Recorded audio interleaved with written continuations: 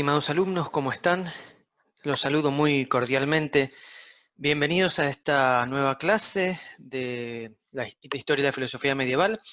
Penúltimo video, ya hemos entrado en la última unidad, que justamente, justamente buscaremos analizar algunas ideas de dos autores muy importantes en la medida en que marcan precisamente el final del pensamiento medieval, propiamente dicho. Eh, no quiero hablar de decadencia porque implicaría un juicio de valor que en todo caso podemos charlarlo después de las clases. Sí se ve en ambos autores, tanto en Juan Duns Scoto, que va a ser el tema de esta clase, como en Guillermo de Ockham, que será el autor que veremos en la próxima clase, digo, lo que se ve en ambos autores sí es una transformación en ciertas ideas que van a implicar una suerte de ruptura, de giro, de cambio con respecto al pensamiento anterior y una anticipación de conceptos importantes que van a ser desarrollados con mucha profundidad, digamos, propiamente por la filosofía moderna. Bien, entonces, en esta primera clase, con respecto a Juan Duns Scoto, el tema de estudio va a ser el de la voluntad, es decir, vamos a entrar en un terreno, en un territorio más bien de, podríamos decir, la filosofía práctica. Y es un tema muy, muy importante porque muestra a las claras de qué manera el cambio, podríamos decir, de cosmovisión entre una época medieval, podríamos decir, más clásica, el cambio de mentalidad hacia una época de moderna, podríamos decir, o una época premoderna, se dio en muy pocos años. ¿Mm? Bien, ¿qué pasó en el medio? O mejor dicho, ¿dónde ubicamos a Juan Duns Scoto? Juan Duns Scoto es un autor que, digamos, desarrolla su vida académica, su vida intelectual, entre el año 1290 y su muerte en el año 1308. ¿Mm? Si uno se pone a analizar, son muy pocos años después de la muerte de Tomás de Aquino, autor que ustedes han visto con los profesores en las clases anteriores. Estamos hablando de menos de 25 años de diferencia. ¿Mm? Juan Duns Scoto nace en la zona justamente de Escocia, casi en el límite con Inglaterra, estudia en primer lugar en la Universidad de Oxford y luego viaja a la Universidad de París, más bien ya hacia el año 1300, ya en el siglo XIV. Han pasado muy pocos años, digamos, desde la muerte de Tomás de Aquino, y sin embargo, desde el punto de vista filosófico, son muchas cosas las que han cambiado. ¿Mm? Son muchas cosas las que se han modificado. Lógicamente estamos en una Europa occidental que recientemente ha redescubierto las obras de Aristóteles, sobre todo a partir de las traducciones directas desde el griego hacia el latín, y que lógicamente esas traducciones han impulsado el desarrollo, o mejor dicho, han entusiasmado con el estudio específico, si se quiere, de la filosofía, y han revitalizado también el ámbito de las relaciones entre la filosofía y la teología.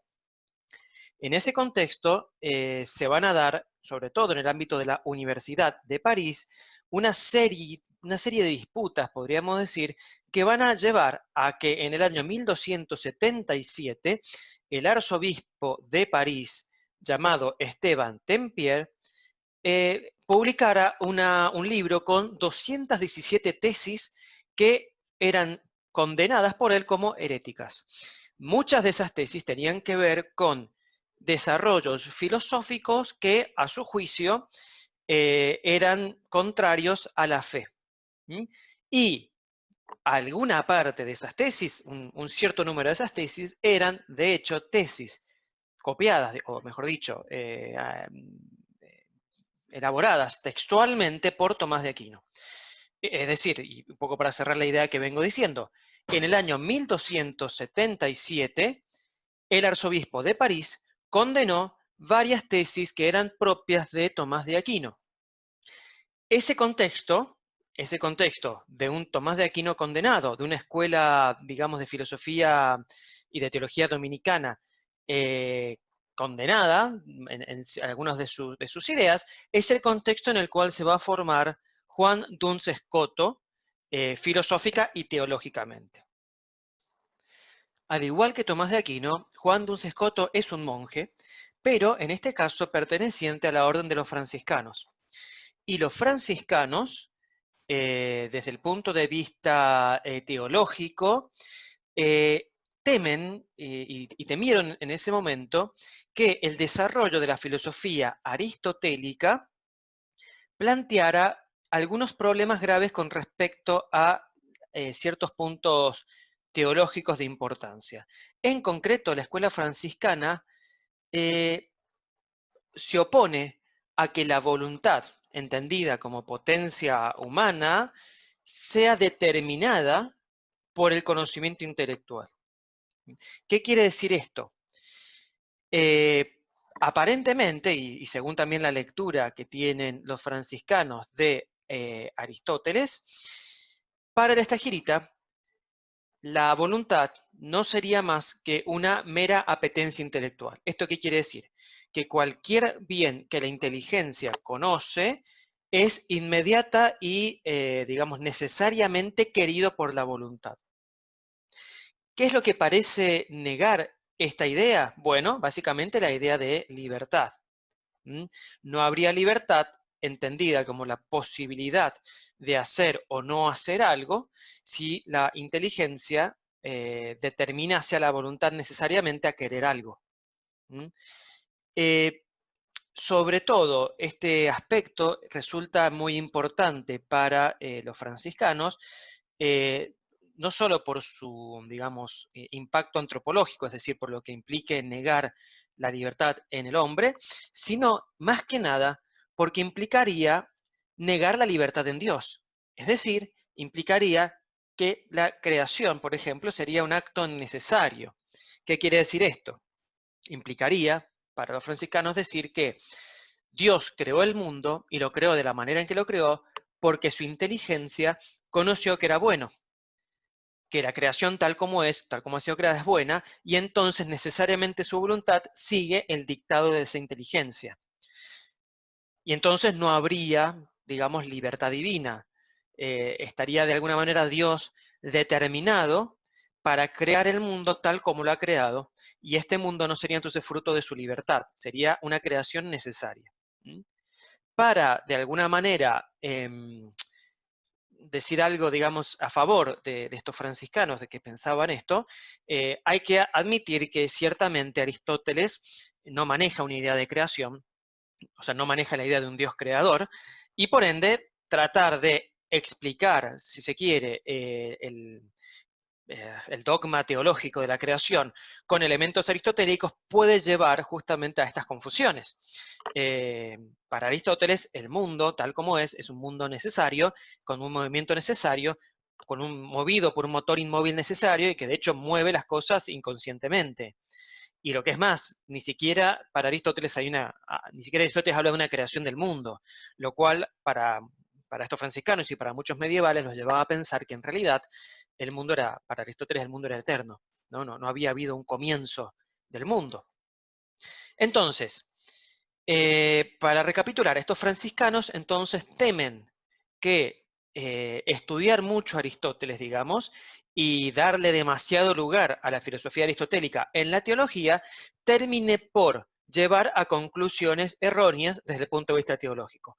Una de esas conclusiones erróneas sería la de una creación necesaria, no solo en cuanto a su acto, es decir, que Dios cree necesariamente el mundo, que no sea libre para crear o no crear, sino también en cuanto a la manera de crear, al mundo que ha creado, ¿no? Que necesariamente Dios haya tenido que crear el mundo tal como lo creó y no lo hubiese podido crear de otra manera. ¿Mm? Para resumirlo en una sola frase, eh, si uno plantea que el mundo es bueno, o la creación es algo bueno, la pregunta es si es buena porque Dios la creó, o si Dios la creó porque es buena. ¿Mm?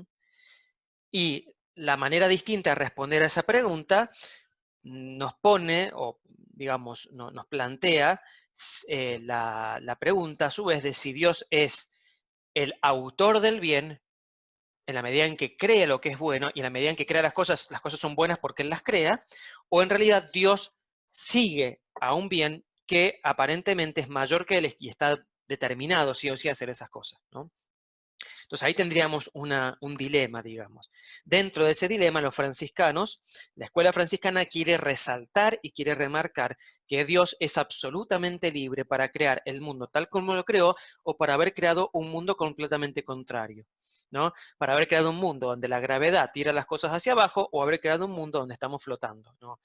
Dios es absolutamente libre. ¿Mm? Y si creó esto, si creó el mundo tal como lo creó, no es porque este mundo sea mejor que otro, sino porque simplemente en su libertad, que es absolutamente, digamos, independiente y omnipotente, en su libertad podría haber creado cualquier otra cosa.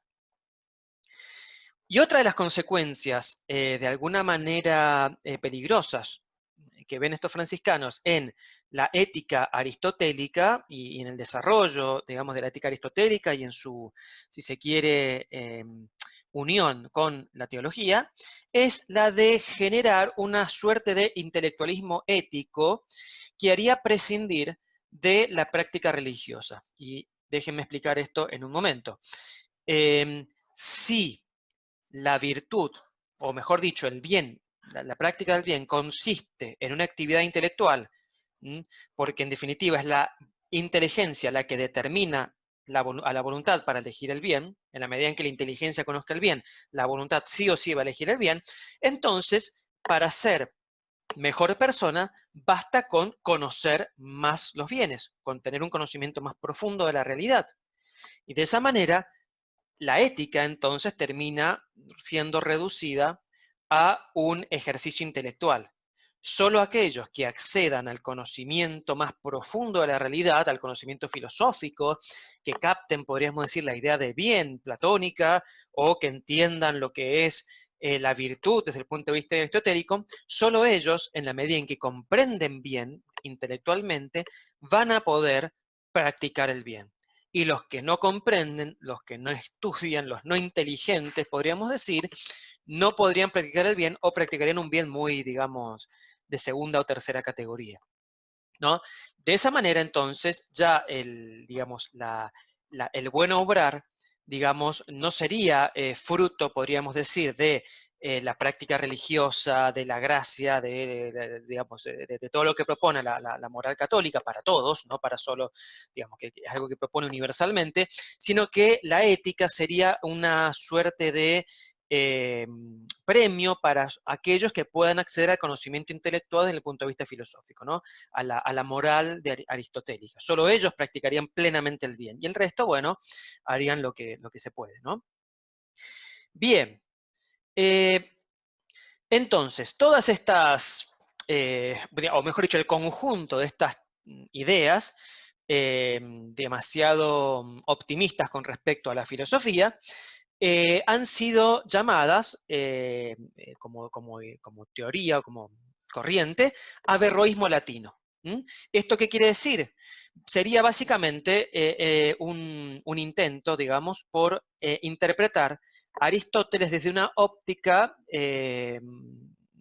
digamos, averroísta, es decir, motivada o guiada por los principios filosóficos de este pensador árabe que es Averroes. ¿A quiénes se los tildó, sobre todo de averroístas latinos? Bueno, a muchos profesores de arte, de la Facultad de Artes, que pretendían libertad para enseñar a Aristóteles, para enseñar la filosofía aristotélica, sin preocuparse por si las ideas de Aristóteles condecían o no condecían con las ideas teológicas. Querían libertad para enseñar a Aristóteles sin importar si era verdadero o era falso desde el punto de vista teológico lo que decía Aristóteles, si era contrario a la fe lo que decía Aristóteles, ¿no? Esas ideas, digamos, y esa voluntad de, de avanzar en ese estudio exclusivamente filosófico, es una de las cosas a las que temen los franciscanos. La otra cosa a la que temen mucho es al intento de recuperar a Aristóteles para con él, con su filosofía y con sus ideas, explicar el dogma católico. Y ahí uno de los principales responsables era Tomás de Aquino. Por eso, tanto maestros de arte como Tomás de Aquino caen en la condena del año 1277. Muchas de sus tesis van a ser condenadas, muchas las que tienen que ver sobre todo con este tipo de cosas. Bien, bueno, fíjense, dos artículos de las condenas que van a ser importantes tenerlos en cuenta en la clase de hoy. El primero, obviamente, queda condenado que la voluntad necesariamente persigue lo que la razón firmemente cree y que ella no se puede abstener de aquello que la razón le dicta.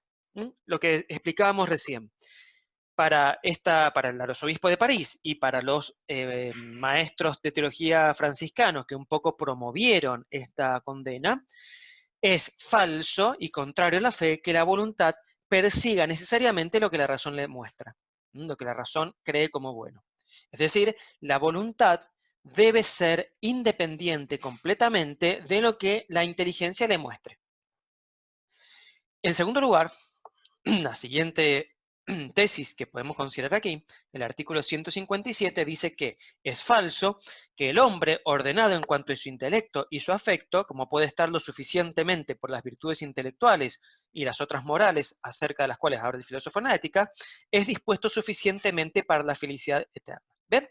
Ahí estamos criticando justamente entonces la idea de este intelectualismo ético. Un poco lo que están tratando de condenar es la idea de que solo basta el conocimiento racional de la ética filosófica para alcanzar la felicidad eterna, que es básicamente lo que propone Aristóteles en la ética. Si uno se pone a pensar, lo que hace es un camino de conocimiento de las virtudes y de práctica las mismas y de ordenación hasta llegar al libro décimo, en donde explica que el hombre, ordenado completamente en cuanto a sus pasiones inferiores y siguiendo el mandato de la razón, alcanza el fin último, que es la contemplación, es decir, ese acto, digamos, puramente intelectual, en donde se conoce el primer principio y a partir del primer principio se conocen todas las cosas.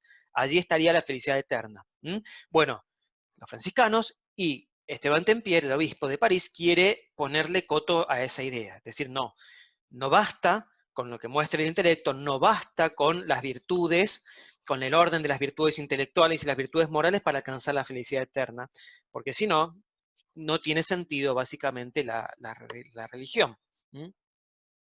Ese es el contexto entonces en el cual Juan Duns Scoto desarrolla su formación como filósofo, como teólogo, y el contexto polémico en el cual va a llegar sobre todo a la Universidad de París. Entonces, ¿cuál es la intención de Duns Scoto en sus obras? Bueno, básicamente demostrar que Aristóteles no defiende la prioridad del intelecto sobre la voluntad.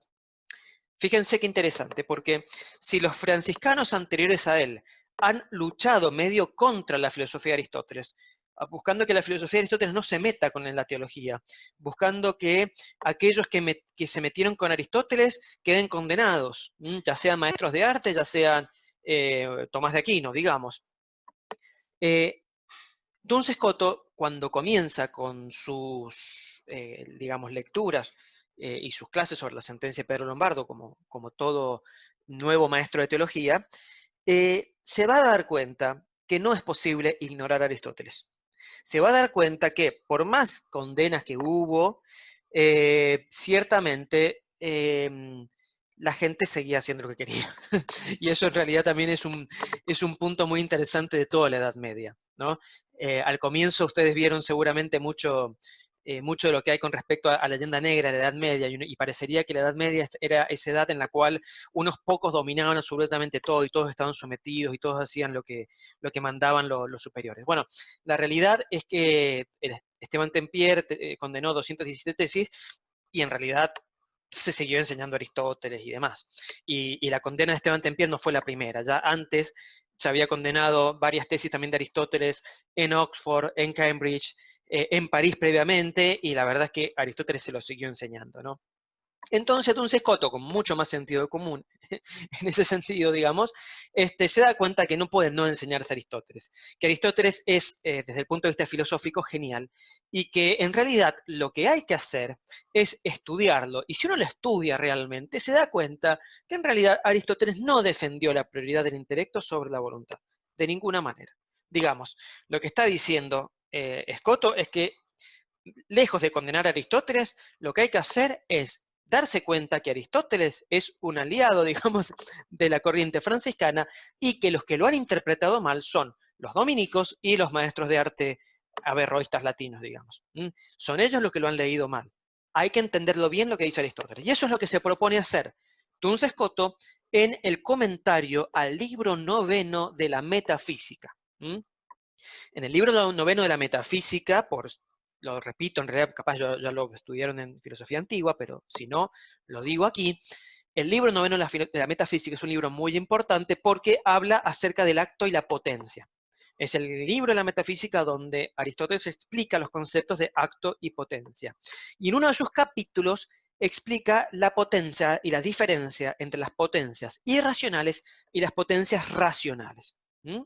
Ese pasaje que, si mal no me falla la memoria, o si me funciona bien la memoria, digamos, es un capítulo del libro noveno, un solo capítulo, en el cual Aristóteles encara la explicación de la diferencia entre las potencias irracionales y las potencias racionales. Comentando ese capítulo, Duns Scoto va a decir y va a llegar a la conclusión de que para Aristóteles la voluntad es la única potencia racional. Y va a llegar a la conclusión también de que para Aristóteles la inteligencia es una potencia irracional. Sorprendente, ¿no? ¿Cómo podemos llegar a estas conclusiones? ¿Cómo podemos llegar a decir que para Aristóteles la inteligencia es una potencia irracional? Parecería contradictorio, ¿verdad? Bueno, de eso se trata la clase de hoy. Vamos a ver cuáles son los argumentos que esgrime Scoto para decir que esa distinción que hemos hecho entre voluntad e inteligencia, entre potencia racional e irracional, es la distinción correcta y no la distinción que se venía trayendo hasta, digamos, ese momento. Bien, vamos al punto. ¿Qué es lo que dice Aristóteles? ¿No? Metafísica 9, capítulo 2. Acá está el pasaje. Puesto que algunos de tales principios, las potencias, se dan en las cosas inanimadas y otros de estos principios se dan en los vivientes y otros en el alma y en la parte racional del alma, es evidente que algunas potencias serán irracionales mientras que otras serán racionales. Todas las potencias racionales, ellas mismas, se extienden hacia ambos contrarios, mientras que las irracionales son cada una de un contrario solamente. ¿Cuál es la causa de esto? Que el conocimiento racional da a conocer la cosa y su privación. El conocimiento racional abarca a ambos extremos, aunque no del mismo modo, y reside en el alma, la cual tiene un principio de movimiento. Bien, ¿qué quiere decir Aristóteles con todo esto? Obviamente existen potencias que están en seres irracionales y potencias que están en seres racionales y que habitan en la parte racional de esos seres. La gran diferencia es que las potencias irracionales son solo capaces de un solo efecto. Por ejemplo, la pared, cuando se le arroja una pelota, la pared solo es capaz de hacer rebotar esa pelota, de expulsarla. No puede hacer otra cosa. La piedra que yo sostengo en una mano solo es capaz de caer, porque según la visión física de Aristóteles, el lugar propio de la piedra es el suelo, el centro de la Tierra. Entonces va a tender siempre hacia su lugar natural. Pero eso lo va a hacer siempre precisamente porque es una potencia irracional. En cambio, las potencias racionales son las potencias capaces de contrario. ¿Por qué son capaces de contrarios? Porque la razón es capaz de conocer la acción propia que debe hacer y el contrario. y por eso puede tender hacia uno o hacia otro. El ejemplo clásico que utiliza Aristóteles es el ejemplo del médico. El médico conoce el cuerpo para restaurar la salud, pero por conocer el cuerpo y conocer el estado de salud, también es capaz de causar la enfermedad. La conoce a la enfermedad como lo opuesto a la salud. Entonces el médico es capaz de curar y también es capaz de enfermar. ¿Mm? Bien, entonces, estas potencias irracionales, un ejemplo de las mismas podrían ser, por ejemplo, el Sol, que es capaz de causar un solo efecto. El Sol calienta, el fuego calienta. ¿Mm? No puede no calentar. En cambio, las potencias racionales son aquellas capaces de causar efectos contrarios, ¿no? Y aquí estaba el caso del ejemplo que yo les ponía recién, el arte médico. El arte médico, su acción propia es causar la salud, pero puede también, por oposición a su acto propio, puede causar la enfermedad. Entonces, en Aristóteles, la posibilidad de los contrarios está claramente identificada con el conocimiento intelectual, con la capacidad de conocer qué es lo que se está haciendo y de conocer su contrario. ¿Mm? No basta solo con cualquier conocimiento, porque el perro puede conocer el alimento y sin embargo el perro no puede no comer cuando tiene hambre. Cuando el perro tiene hambre, come. Si yo quiero poner a un perro a hacer dieta, lo que tengo que hacer es esconderle la comida. No puedo entrenarlo, no puedo, digamos, educarlo para que el perro sepa cuándo debe hacer dieta, porque está excedido de peso. Nosotros podemos hacer dieta porque nos damos cuenta de la comida, de la necesidad de comer, pero también nos damos cuenta del efecto que tiene la comida en nosotros. Y por ende podemos elegir una cosa u otra. Podemos elegir calmar el hambre o podemos elegir bajar de peso.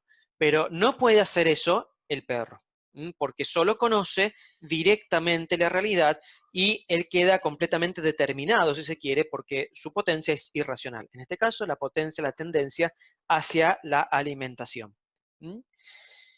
En el caso del alma intelectual, el alma espiritual, es un principio de movimiento que, en tanto conoce ambos contrarios, posee una tendencia hacia cada uno de ellos y puede optar por uno o por otro. Bien, ¿cómo va a ser el abordaje que va a hacer Escoto de esta explicación, esta muy breve explicación que hacía Aristóteles con respecto a la diferencia entre potencias racionales e irracionales?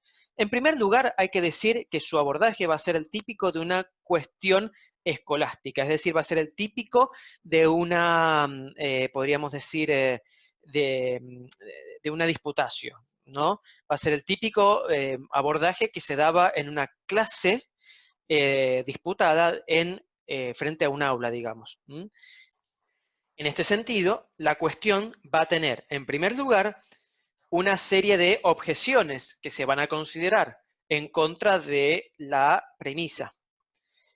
Luego va a haber un argumento de autoridad, un set contra. Luego se va a desarrollar la opinión propia del autor, en este caso de Duns Scoto. Luego se le va a dar respuesta a las objeciones, a las objeciones planteadas en el punto A. Entonces, vamos al comienzo. Las objeciones. La primera de ellas, la primera objeción que aparece, que considera Duns Scoto, es aquella que se formula en contra de la afirmación de que las potencias racionales sean capaces de contrarios. En este sentido, una objeción va a decir que si las potencias racionales fuesen capaces de contrarios, entonces las mismas producirían ambos contrarios a la vez, lo cual es imposible. Es decir, si el arte médico realmente fuese capaz de causar la salud y la enfermedad, entonces debería causar ambos a la vez. Y eso es imposible.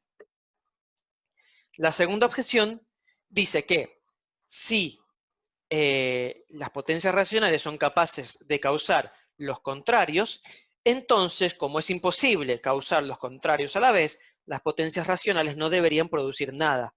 Estarían de alguna manera bloqueadas por el principio de no contradicción. O producen ambos contrarios a la vez o no producen nada.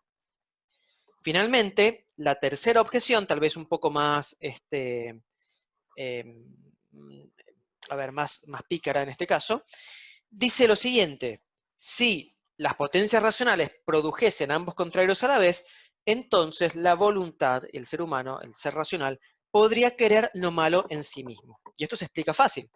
Si la voluntad es, o la inteligencia en general, es capaz de conocer el bien y conocer el mal, y por ende es una potencia libre que puede ir hacia el bien o hacia el mal, entonces habría que admitir que lo malo puede ser querido en sí mismo. Y esto iría en contra de lo que dice Aristóteles al comienzo de la ética, que aquello a lo que tienden las cosas es el bien. Todas las cosas tienen al bien como su fin.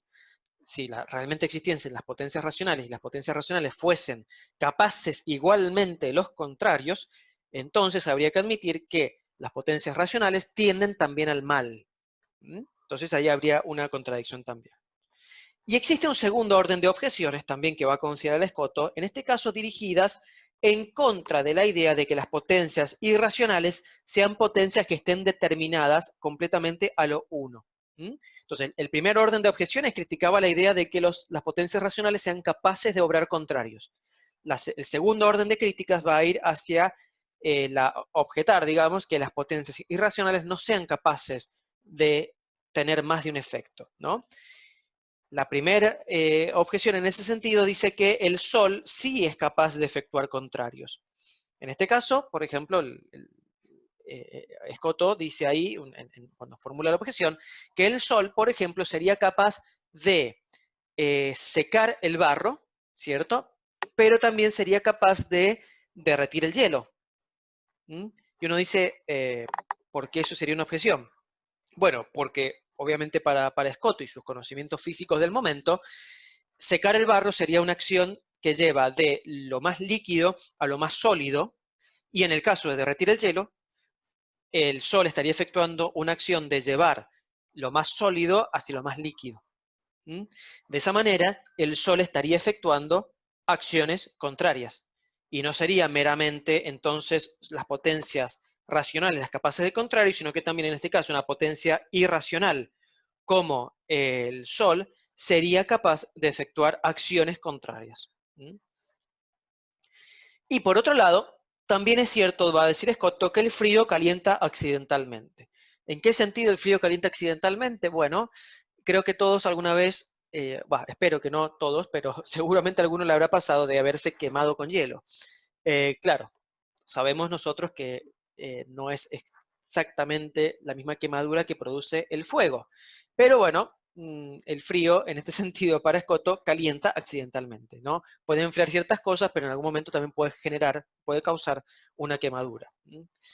Bien, vistas entonces las objeciones, vamos a analizar un poco y rápidamente la opinión de Escoto al respecto. ¿Qué es lo que quiere probar Escoto acá? Lo que quiere probar Escoto acá, ya dijimos, es que hay una potencia racional, que la potencia racional es capaz de contrarios, auténticamente, como dice Aristóteles, pero que esa potencia solamente, o ese carácter de ser potencia racional, solamente le cabe a la voluntad. Entonces, para explicar esto, dice Escoto, primero hay que aclarar algunos términos, ¿no? Cuando Aristóteles habla de potencia irracional y potencia racional, hay un equívoco. Hay que aclarar bien de qué se está hablando. Entonces, vamos a aclarar esto. Cuando hablamos de potencia irracional, Escoto va a decir, en realidad, llamémosla mejor potencia natural. ¿Por qué potencia natural? Porque es una potencia que tiene un fin que es absolutamente determinado. Es decir, potencias naturales, que serían las que Aristóteles llama como potencias irracionales, son aquellas que están completamente determinadas hacia su fin. En cambio, las potencias racionales, Escoto las va a llamar potencias libres. Y en este sentido son aquellas potencias que están completamente indeterminadas en su acción y en su fin. Así, digamos, entendemos que el Sol calentando o la pelota rebotando en la pared tienen una finalidad completamente determinada. No pueden cambiar esa realidad.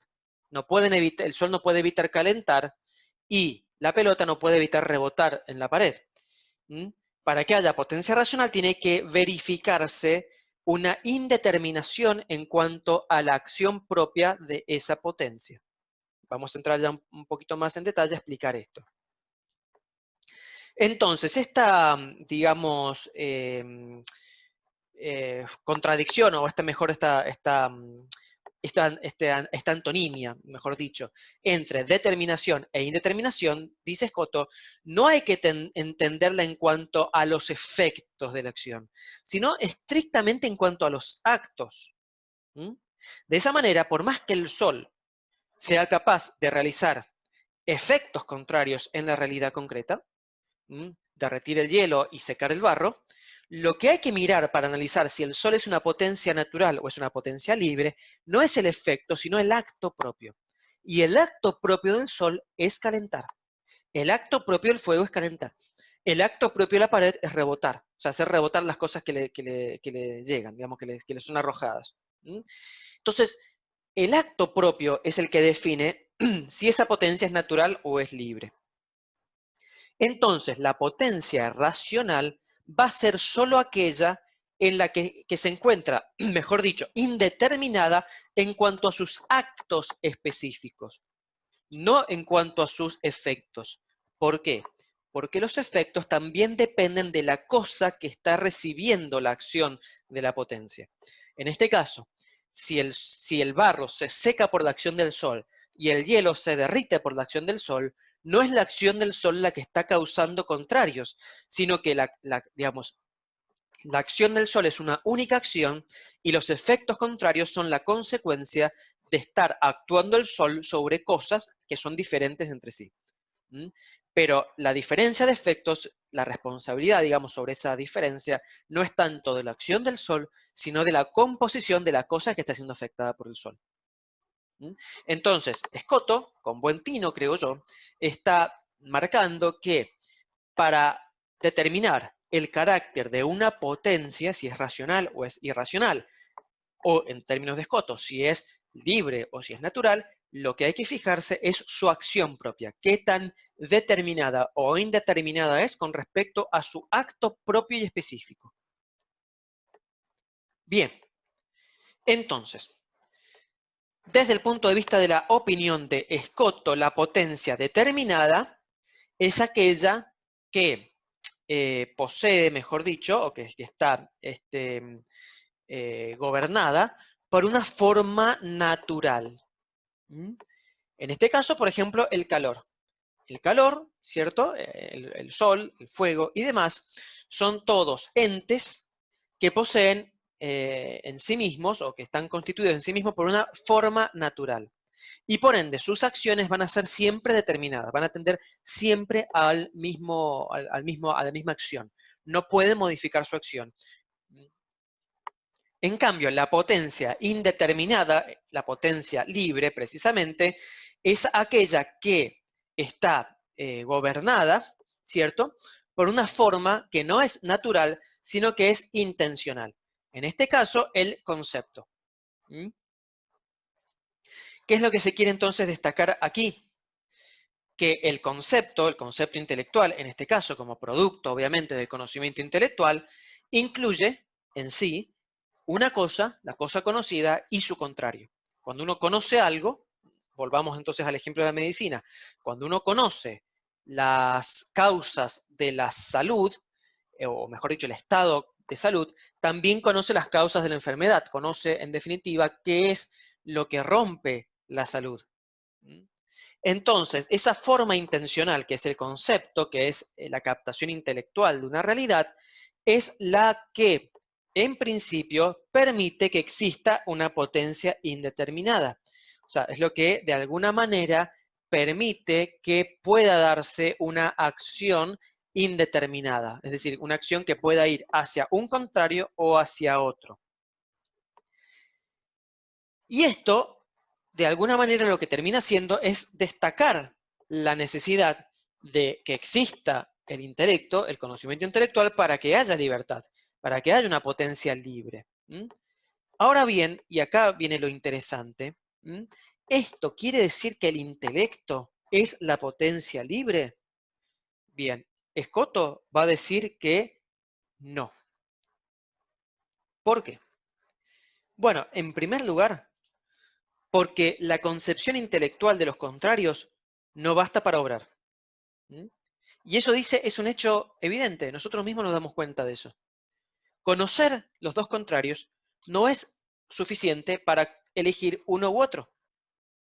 Conocer la salud y conocer la enfermedad no es causa suficiente para actuar o para generar la salud en el paciente o para generar la enfermedad. Conocer, podríamos decir, es una acción neutra, pero aún no es suficiente eso para determinarme a actuar en una u otra dirección. Es necesaria una determinación ulterior que me lleve a obrar la salud o a obrar la enfermedad. Citemos directamente a Escoto, perdón, a Aristóteles en este caso, y esta cita la trae Escoto de alguna manera textual en su comentario. Todas las potencias irracionales producen, cada una de ellas, una sola cosa, mientras que las racionales producen ambos contrarios, y por tanto producirían a la vez cosas contrarias, lo cual es imposible. El dominio ha de corresponder pues a otra cosa, y me refiero al deseo o la elección. Es decir, la potencia racional es tal precisamente porque tiene acceso al conocimiento de ambos contrarios, pero no obra los contrarios a la vez, sino que obra solo uno de ellos cada vez. Y el que domina esa acción, quien determina que se conozca, que se obre, mejor dicho, una u otra cosa, fíjense, el dominio, ha de corresponder pues a otra cosa. Y me refiero al deseo o la elección. En este pequeño parrafito va a, de alguna manera, hacer residir Escoto todo el peso de su argumentación. Ya vamos a ver más adelante. Pero lo que de alguna manera está adelantando aquí es que acá es donde Aristóteles está diciendo que la inteligencia no es la causa, no es la potencia libre, no es la potencia racional y no es la causa de la libertad. Es necesaria, sí, pero el que determina la elección libre es otra cosa, es la elección. Bien, entonces, el carácter de la potencia, si esa potencia es libre o no es libre, si es racional o no es racional, dice, debe deducirse del modo en que realiza la potencia su acto específico, manteniendo su carácter unitario. Cosa importante entonces a tener en cuenta, un poco lo que decíamos recién. Yo no voy a determinar si una potencia es racional o si es libre mirando los efectos que ha tenido la acción de esa potencia, sino mirando la acción en concreto. Entonces, no se consideran ni los efectos ni los actos consecuentes de otras potencias. Cosa importante, repito, no se van a considerar al analizar si una potencia es racional o irracional los efectos de la acción de esa potencia, ni los actos de otras potencias que dependan de esa potencia. Esto parece un trabalenguas, pero estoy seguro que enseguida nomás se va a entender. Entonces, tomando en cuenta estas condiciones, la inteligencia, ¿es una potencia racional o es una potencia irracional? ¿Es una potencia natural o es una potencia libre? Bueno, hay que preguntarse, según Escoto, ¿cuál es el acto propio de la inteligencia? ¿Cuál es el acto propio de la inteligencia? Bueno, claramente, conocer. Conocer es una acción que para la inteligencia es indeterminada o determinada. Mejor dicho, la inteligencia ¿está determinada o indeterminada en su conocimiento? Más clara la pregunta. ¿La inteligencia puede no conocer? ¿La inteligencia puede negarse a conocer algo cuando eso se le está mostrando? ¿La inteligencia puede conocer las cosas distintas a cómo se le aparecen? Bien, la respuesta para Escoto a todas estas preguntas es no. La inteligencia es una potencia determinada porque su acto es determinado. La inteligencia conoce y la inteligencia no puede no conocer. De la misma manera que el ojo no puede no ver. Yo puedo cerrar los ojos y cerrar los ojos implica simplemente poner una obstrucción entre mi ojo y la realidad. que es el párpado. Lo que hago es bloquear el rayo de luz para que no ingrese a mi ojo. Pero yo no puedo dejar de ver. No puedo elegir no ver. No, o sea, mi ojo no puede apagarse. O sea, si se apaga es porque se rompió, digamos. Si se apaga es porque está enfermo. Pero no puede no ver voluntariamente el ojo. Dice, de la misma manera la inteligencia. La inteligencia no puede no conocer. Lo que en todo caso podemos hacer es evitar tomar contacto con las cosas. Puedo hacerme, digamos, el sonso, podríamos decir, y evitar leer un libro porque pienso que el autor es peligroso o no me gusta, entonces no lo leo y no quiero conocerlo. Pero, no, digamos, lo que estoy haciendo ahí es no tomar contacto con la realidad a conocer. Pero una vez que tomo contacto con la realidad, la inteligencia no puede no conocer. La inteligencia en ese sentido es una potencia completamente pasiva, recibe simplemente. Y está siempre, digamos, determinada para recibir el conocimiento en la medida en que ese conocimiento se le presente. En cambio, la voluntad, el acto propio de la voluntad, es precisamente el querer. ¿Mm? Y esto es obvio, o sea, lo que hace la voluntad, de hecho, voluntad en el latín, o sea, proviene del latín, del verbo volo, que es obviamente querer, voleo, en realidad que es querer. Entonces, lo propio de la voluntad es querer.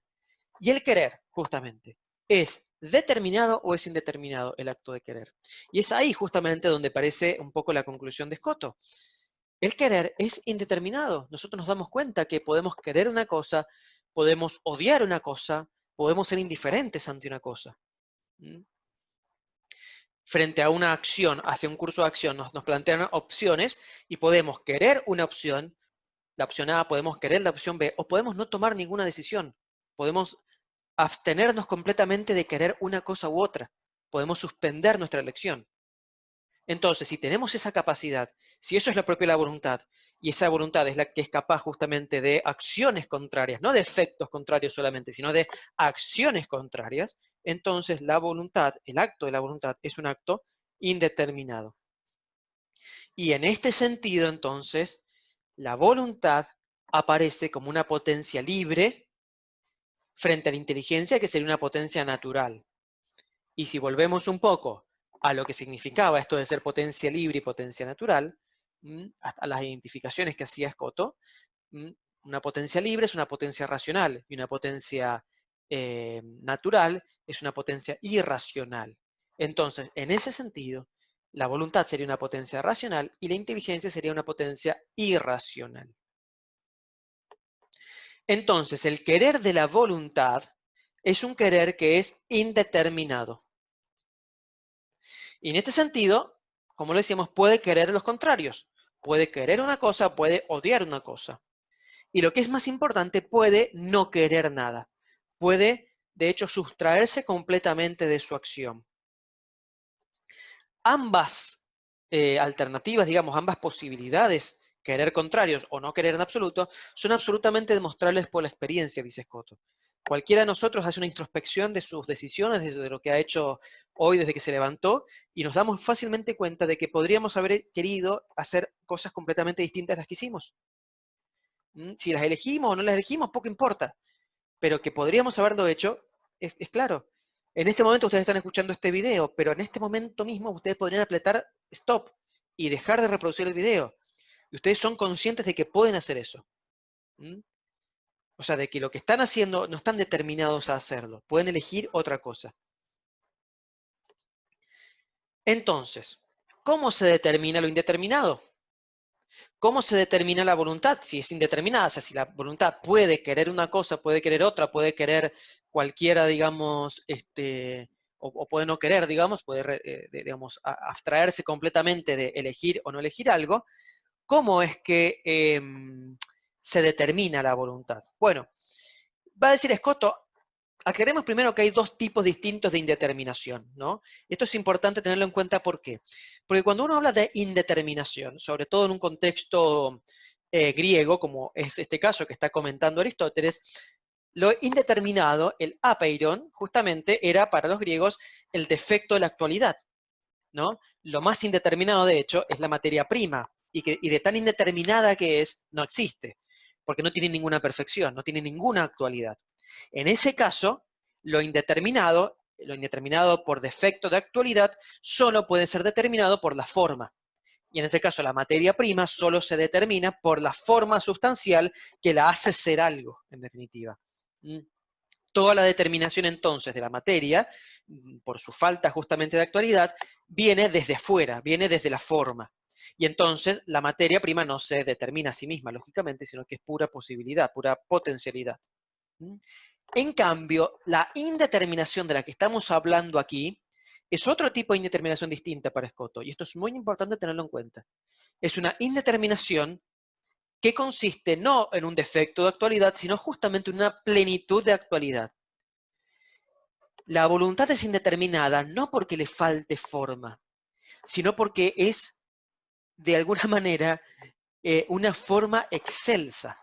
Es una forma demasiado actual, digamos, o muy perfecta, y de tan perfecta que es, por ser tan perfecta precisamente, es absolutamente indeterminada, pero sobre todo, y esto es lo importante, autodeterminativa. ¿Mm? Fíjense, en el primer caso, el defecto de actualidad, la indeterminación por defecto de actualidad, es una indeterminación por insuficiencia. Y en la medida en que es insuficiente esa cosa para determinarse, entonces necesita que se la determine desde fuera. En cambio, la indeterminación de la plenitud de actualidad, que sería la indeterminación de la voluntad, Escoto la llama indeterminación de superabundante suficiencia. No les miento, la llama así, con ese nombre tan rimbombante. Entonces, la voluntad es indeterminada no por ser poco formal, digamos, no por faltarle actualidad, sino por ser demasiado perfecta, podríamos decir, justamente por tener demasiada actualidad, demasiada perfección. Entonces, en este caso, en el caso de la indeterminación de superabundante suficiencia, la determinación no es algo que vaya a venir desde fuera, por la forma que es impuesta, podríamos decir que viene, que sobreviene la materia, sino que en este caso la indeterminación se soluciona por una autodeterminación. Es decir, es la voluntad misma la que se mueve a sí misma hacia uno de los opuestos. Es la voluntad misma la que asume por sí misma la forma de uno de los opuestos, el querer de uno de los opuestos, la que va en busca de uno de los dos opuestos. ¿Mm? Entonces, para ponerlo en otros términos, el bronce, el pedazo de bronce, es un pedazo de bronce sin forma, digamos, de estatua, y en la medida en que se maneje, se conserve, digamos, como ese pedazo de bronce, podría ser una Venus de Milo, o podría ser un Mercurio, o podría ser un Ronald McDonald. Es decir, podría buscar una estatua de cualquier cosa con ese pedazo, digamos, de materia que aún no tiene forma. Pero la forma en esos casos tiene que venir desde fuera, tiene que ser impuesta por un artista. En el caso de la voluntad, que está indeterminada para elegir una cosa u otra, no necesita que la forma le venga impuesta de afuera para Escoto, sino que la voluntad, como justamente posee una indeterminación, pero por superabundante suficiencia, es decir, porque es capaz de hacer una cosa u otra o de no hacer nada, entonces es la propia voluntad la que se va a mover a sí misma hacia uno de los opuestos. Y si la voluntad, lo propio de la voluntad, es tener esa capacidad de moverse a sí misma hacia uno de los opuestos, o no moverse de ninguna manera, quedarse quieta, no ir hacia ninguno de los opuestos, esa, digamos, capacidad es algo que la voluntad conserva siempre, incluso cuando ya ha elegido algo. ¿Mm? Esto último, esta capacidad que tiene la voluntad de conservarse siempre, digamos, indeterminada para uno de los dos extremos, incluso cuando haya elegido uno de ellos, es lo que se ha llamado, en el pensamiento de Escoto, contingencia sincrónica de la voluntad. La voluntad es siempre permanentemente contingente para cualquier cosa que pueda elegir. No está la voluntad determinada hacia ninguna cosa, hacia nada. La voluntad ni siquiera está determinada hacia el bien. La voluntad puede elegir lo contrario.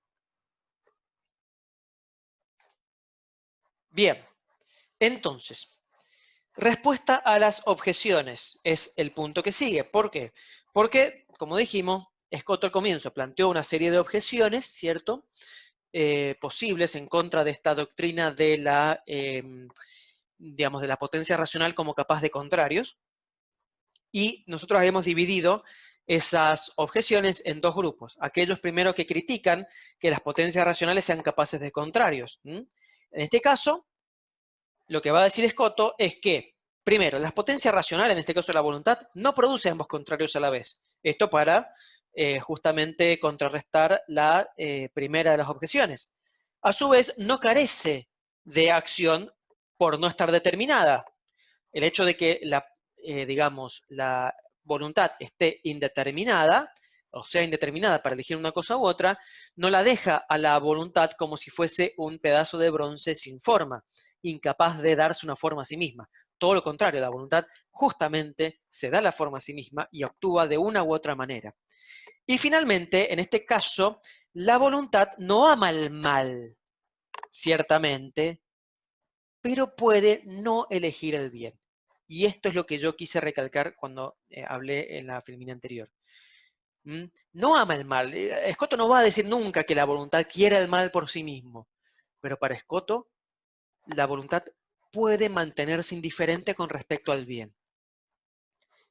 Y les digo más, la voluntad para Escoto puede mantenerse indiferente incluso frente al bien último, al bien superior, al bien supremo. Frente a la misma idea del bien, o, en terminología teológica de Escoto, frente al mismo Dios, la voluntad, humana incluso, puede no amarlo, si quiere, si quisiese hacerlo. Bien, esto, justamente, todas estas objeciones se responden con lo que dijimos recién de la autodeterminación de la voluntad.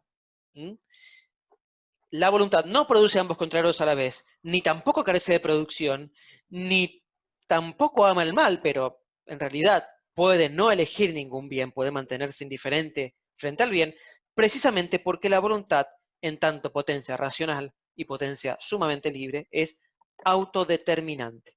Ella misma se determina en su fin. Con respecto a las objeciones que decían que las potencias irracionales en realidad eran capaces de contrarios, bueno, un poco ya lo hemos ido diciendo en las otras filminas. En realidad, cuando se planteaba que las potencias irracionales podían ejercer o podían generarse efectos contrarios, sí, dice Scotto, pero eso es Perachins, digamos, eso es un poco, digamos, secundariamente. ¿Por qué? Porque los efectos contrarios no dependen de la acción de la potencia irracional, sino que los efectos contrarios dependen de la cosa sobre la cual se está ejerciendo la acción, el hielo o el barro en los ejemplos dados. Lo que sí no puede la potencia irracional es realizar actos contrarios, ¿no? Y esto es justamente lo central, porque la potencia irracional está gobernada por una forma natural, en este caso la forma del calor, o la forma del frío, o la forma del movimiento, digamos, de la acción y reacción. Entonces, esas potencias irracionales no pueden generar actos contrarios, aunque a veces generen efectos contrarios. Pero, y esto es importante, hay una objeción, que es la objeción más importante que podríamos hacerle a Escoto, la más importante de todas, y que Escoto no la ha colocado en las objeciones. ¿Cuál es esta objeción? ¿Cómo puede afirmar Escoto que esta doctrina que él ha expresado es la doctrina de Aristóteles?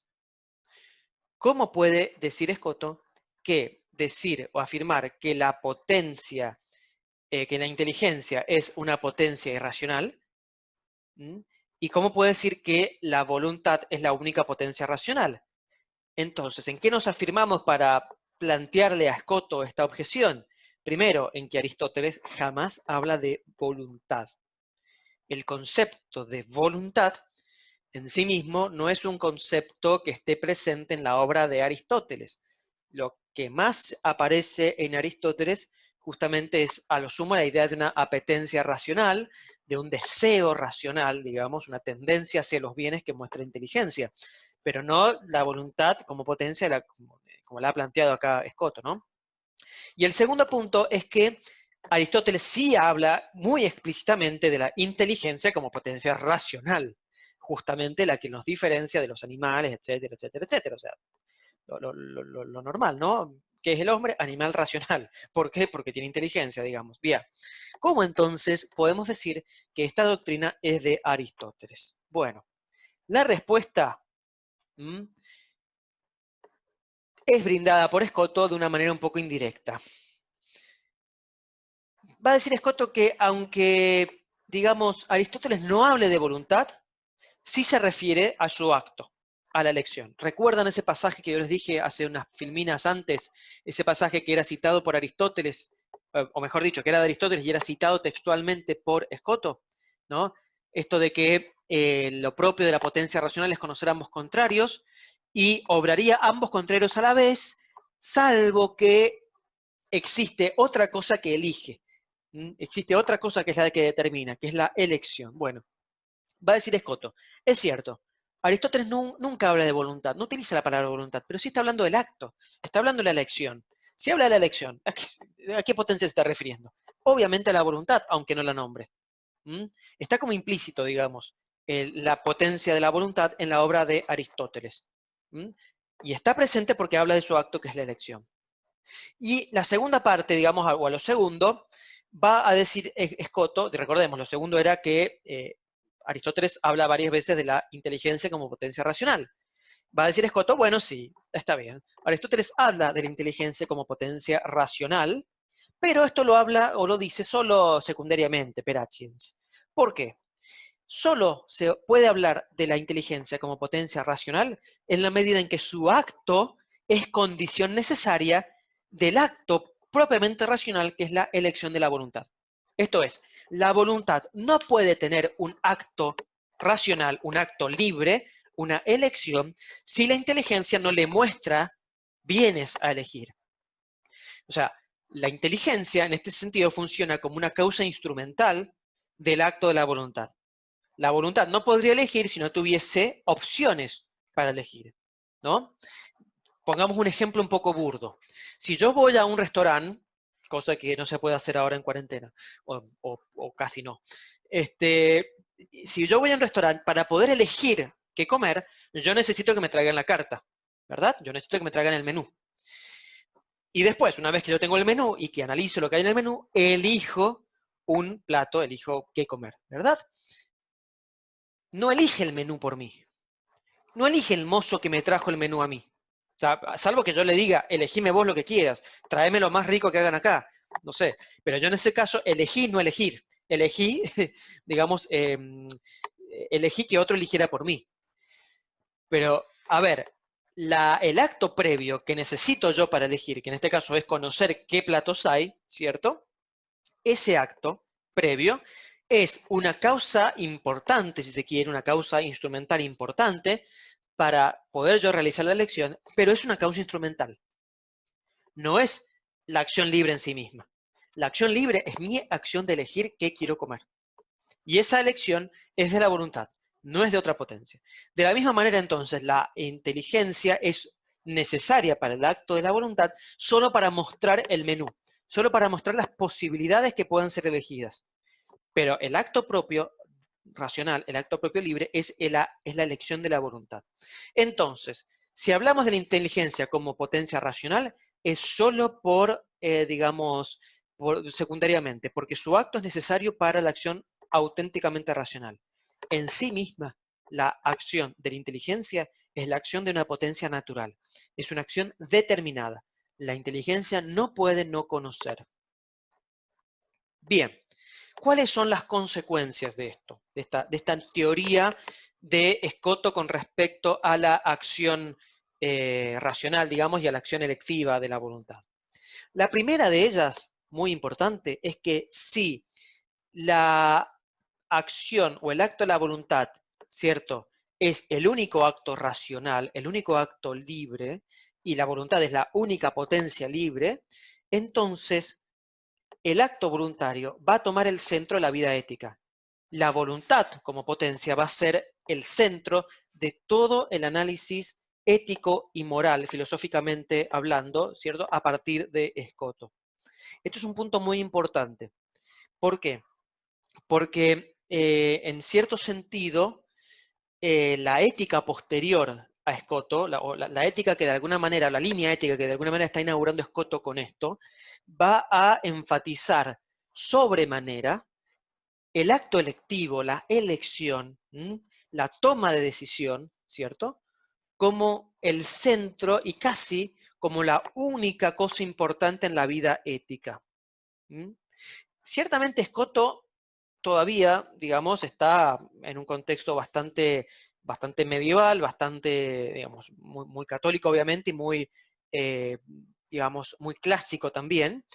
Y no vamos a encontrar en Escoto afirmaciones, digamos, más propias de épocas posteriores. Pero de alguna manera, y esto, digamos, tómenlo con toda la delicadeza, digamos, con todo digamos, a ver, las salvedades que haya que hacer, ¿no? De alguna manera Escoto está inaugurando la línea ética que va a seguir, por ejemplo, Immanuel Kant. ¿Recuerdan? O si lo han alcanzado a ver, o seguramente lo verán un poco en Moderna, para Kant, el centro de la vida ética es el acto electivo. Y esto tiene una contracara también, por el lado de lo que se pierde, lo que se deja de lado. Para la ética clásica, desde los griegos, digamos, desde Sócrates en adelante, hasta podríamos decir hasta este momento, hasta Escoto, lo central en la vida ética y en el análisis filosófico del obrar humano es el acto virtuoso, es la virtud. Y esa virtud justamente es una perfección, ¿cierto?, que en tanto hábito justamente perfecciona todas las potencias humanas, la inteligencia, bueno, la voluntad, la apetencia intelectual y también los apetitos sensibles. Necesitamos que toda la persona esté ordenada para que todo, de alguna manera, todas sus potencias, todas las tendencias humanas, estén ordenadas de acuerdo fácilmente ordenadas hacia los fines que marca la recta razón, ¿no? Si bien Escoto no niega la necesidad, o mejor dicho, la importancia que tiene la virtud, sí desplaza la centralidad de su importancia, al menos en el análisis ético. Para Escoto va a empezar a ser más importante la elección de la voluntad que la posesión de las virtudes. ¿Por qué? Justamente porque la voluntad es absolutamente indeterminada para obrar en una u otra dirección. Y esa indeterminación se mantiene permanentemente para la voluntad. Es la naturaleza propia de la voluntad ser así, ser indeterminada.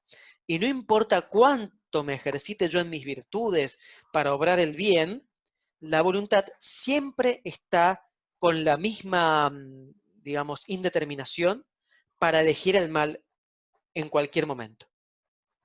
Entonces, esta idea de la virtud o del hombre virtuoso de Aristóteles, que difícilmente obrase el mal, porque ya medio que la virtud se le ha convertido en una segunda naturaleza y ya medio que está determinado para obrar siempre de una manera buena, esa idea, ¿no?, de Aristóteles de que justamente una golondrina no hace verano y que en realidad de lo que se trata es de ser buenos, pero justamente no por hacer una sola acción, sino porque siempre obro de esa manera, porque me es casi ya con natural obrar de esa manera. Bueno, esa idea para Escoto empieza a perder muchísima relevancia en el ámbito de la ética. Lo que empieza a ganar importancia es la capacidad de la voluntad de elegir el bien, sabiendo que podría haber elegido y siempre va a estar indeterminada, digamos, para elegir también el mal o para no elegir nada, incluso para no amar al mismo Dios. Bien, entonces, les dejo junto con este video, les puedo dejar en realidad también las filminas, lo estoy pensando ahora, por eso, y les voy a dejar obviamente también el texto que van a leer para resolver la ejercitación que va a ser la semana que viene, junto con la clase, cuando terminemos la clase de Guillermo de Ockham. Bien, el texto es una traducción del comentario de Juan Duns Scoto al noveno libro de la Metafísica. Es un texto muy interesante, sobre todo porque en la edición que he puesto ahí en el aula virtual es una edición bilingüe, eh, realizada por la doctora Cruz González Ayesta, una española que conoce muchísimo de Scoto y tiene un estudio muy interesante, un estudio previo a ese texto muy interesante. Yo les voy a marcar cuáles son las páginas más necesarias, digamos, para hacer la tarea, pero igual les voy a dejar el texto completo por si, digamos, en el examen final quieren preparar este tema, quieren meterse en el pensamiento de Scoto. Es un tipo muy interesante, Scoto. A mí realmente leerlo, es un tipo complicado, ciertamente, su filosofía y su texto y su manera de escribir es un poco complicada, pero muy interesante realmente, y ir viendo cómo se van transformando ciertas ideas y cómo de alguna manera algunas ideas van anticipando las líneas filosóficas que van a hacerse presente en la modernidad. Bueno, es algo que a mí personalmente me interesa mucho. Así que, por las dudas de que a alguno también le interese, yo también voy a dejar ese texto completo. Bien, ahora me despido de ustedes, les agradezco muchísimo, muchísimo la atención y sepan también que vamos a tener entonces una clase de consulta que también va a estar anunciada en el aula virtual. Bien, por ahora los dejo, un gran saludo y nos vemos en el próximo video.